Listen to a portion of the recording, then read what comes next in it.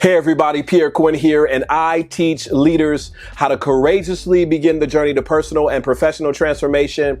And in this video, I want to talk about why you should listen to the advice from Marcus Lemonis whenever you feel lost. So, let's go. Before we jump deeper into this video, be sure to hit the subscribe button so that you can be one of the first to know whenever I release new content. Have you ever felt lost? Not like on a trip lost or in a mall lost or in a forest lost.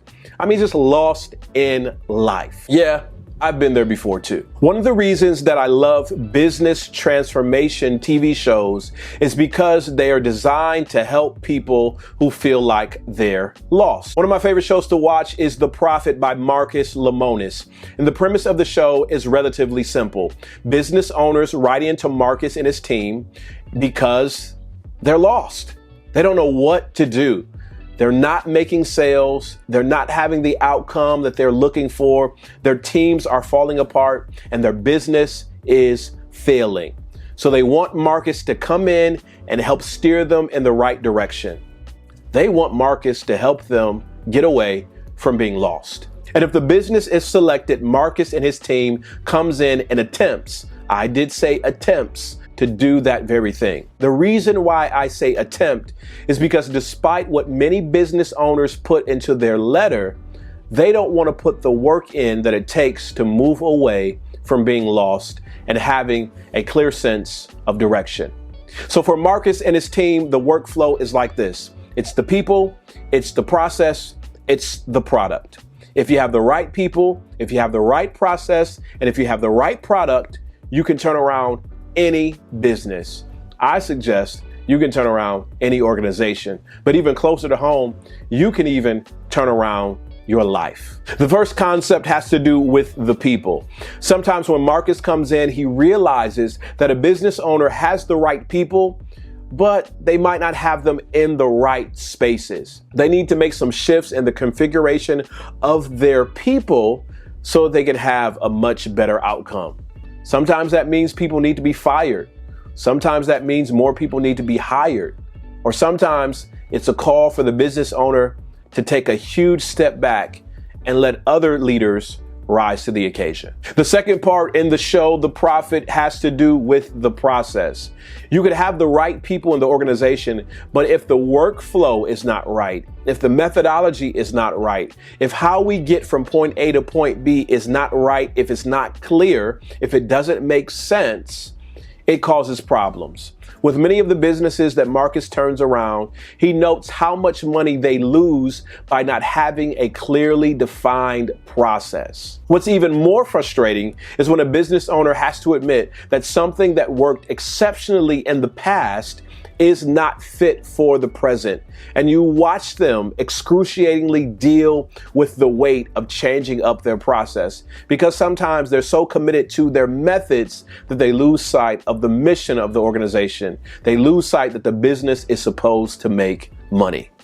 You can get the people right, you can get the process right, but still be wrong as it relates to the product. One of the parts that I like is when Marcus does maybe focus groups or stands on the street with a business owner to ask questions about the offerings of that business. It's tough to watch when the focus group or someone on the street says, I don't really like this product, or I would never come into the restaurant and order this, or this doesn't work for this day and age. And you watch the business owner become frustrated because what they were looking to contribute, what they were looking to give is not something that the people around them really want.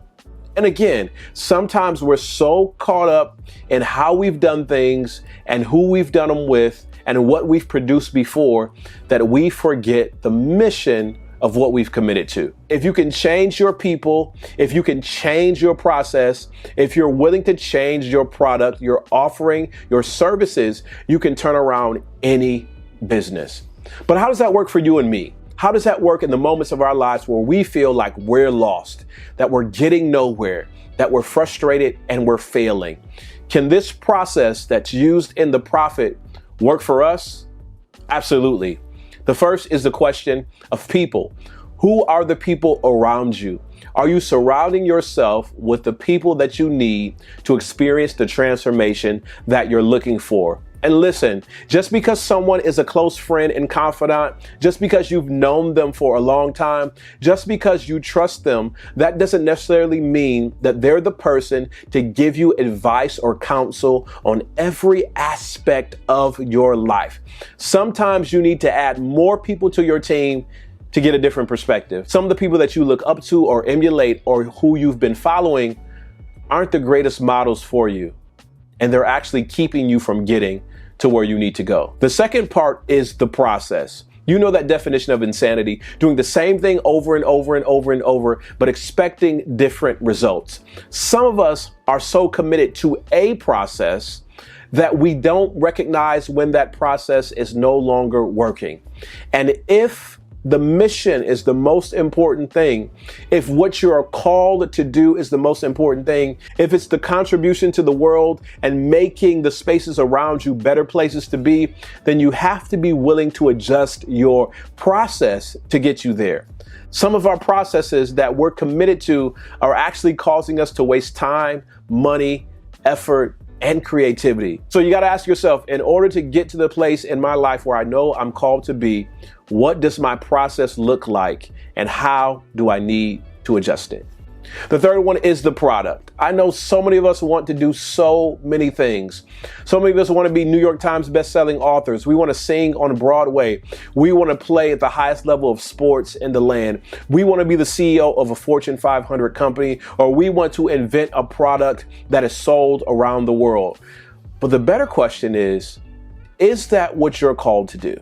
Is that what you're called to contribute to the world? What about the spaces and places that you're called to have influence? What about that thing called calling that is resting on your heart? Is what you're doing right now and is the direction you're going in alignment with what you're really called to do? The importance of feedback when you look at the rest of the world is not necessarily to provide an ultimate direction, but to give you some counsel on how to steer what you've been given to contribute to the world. If you say, ultimately, I'm in this to make the world a better place or to build something, to leave a legacy, if that's the goal, then you have to negotiate what you give to the world to make that goal possible. In other words, you could be contributing something to the world that no one wants, including you. So if the ideas of people, process, and product can turn around struggling businesses when they feel lost, then the ideas of people, process, and product can help steer us in the right direction when we feel lost.